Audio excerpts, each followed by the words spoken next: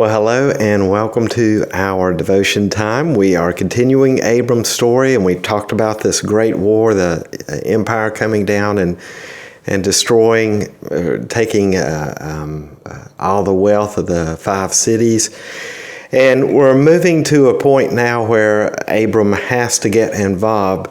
But, as it happened, think about this. Abram is a sheep herder, and scriptures tell us he had a militia of 318 men, and I would imagine most of them really didn't have a stake in this venture. But this militia overtook and overpowered a vast and mighty military force of all the kings of the Eastern Empire. And do we believe that? I think that would be hard for us to believe. Nor do I believe that Moses beat the water of the Red Sea with his staff and it parted. Nor do I believe that Joshua won the battle of Jericho with his shofar horn. I don't believe that David won the battle with Goliath by a slingshot, and so forth. And we could go on through history in the times that God has involved himself in Israel's history, all the way up to the Six-Day War. I believe that what happened here with Abram, as well as all of these other events that are recorded in Bible or our history books, that God showed his strong right hand, as the scriptures say, and it wasn't human strength. It wasn't the cunning of men that accomplished the things that are accomplished. And especially here, as we look at Abram's story, it wasn't 318 men that took care of an empire, a military empire. It wouldn't make sense to think that at all as we read this story. A sheep herder who settled in Hebron suddenly was transformed into this great general, a fierce warrior who out-strategized a vast, well-trained, war-seasoned army. That's not going to happen. I believe that. Instead, what happened is that our God, like a loving father, said, "Come here, Abram, my son, and I'm about to do something to this vast army, and I want you up front to see it." And obviously that's my interpretation there. The point is that God doesn't need our help.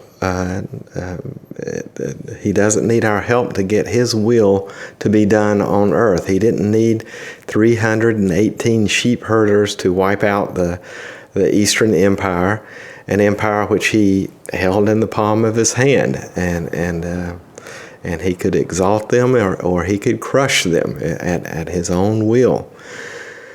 But isn't God good? As we read Abram's story, it is his good pleasure to let us, the weaker partner in the covenant that he makes with us, to participate in what he is doing. It's God's good pleasure to use us as instruments, however humble we may be, for his miracles that happen in history. So when God smote, and not Abram, as the King James would say, the kings of Canaan, Abram suddenly found himself a custodian of all the riches of Sodom and Gomorrah and the cities of the Jordan Valley. And that was, this becomes Abram's next test.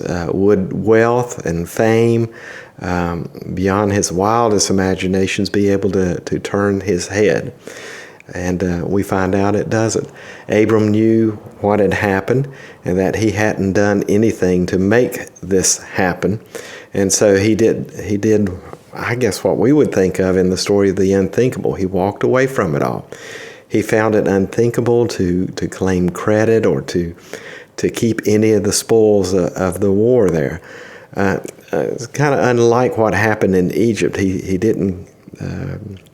where he did keep things. And why could Abraham take Egypt's riches but not Sodom's? We know because when we read the rest of the book that the wealth of Sodom and Gomorrah and the cities of the plains were marked for destruction. That's why Abram knew not to take that wealth, and it was going to happen soon. Abram didn't need that kind of temporary soul-polluting wealth, I'm going to say. Not even he didn't need a thread or a thong or a sandal, as Genesis 14:23 says. And so there was a difference in what was going on there. Through his relationship with God, Abram saw how destructive the wealth of Sodom and Gomorrah was and where it was heading. And he didn't want any part of that. He pulled away, and we'll hear that story once again in Moses' day, where the Egyptians, as slaves of Egypt at the time, you'll keep hearing this phrase, come away from them, come away, pull apart from them. And we're beginning to see that now, that there are some things that we, in a relationship with God, we just don't even need to be a part of, even though it can make us wealthy beyond our imaginations. It's actually destructive. Well, I'm going to stop there, and we'll continue to debate, read, and think about this idea of Abram walking away from the wealth and just continue his journey. And we'll continue to look at Sodom and Gomorrah as well as the Jordan Valley there. Well, you have a good day today. I hope to see you Sunday, either at church or here on the internet. Blessings. Bye now.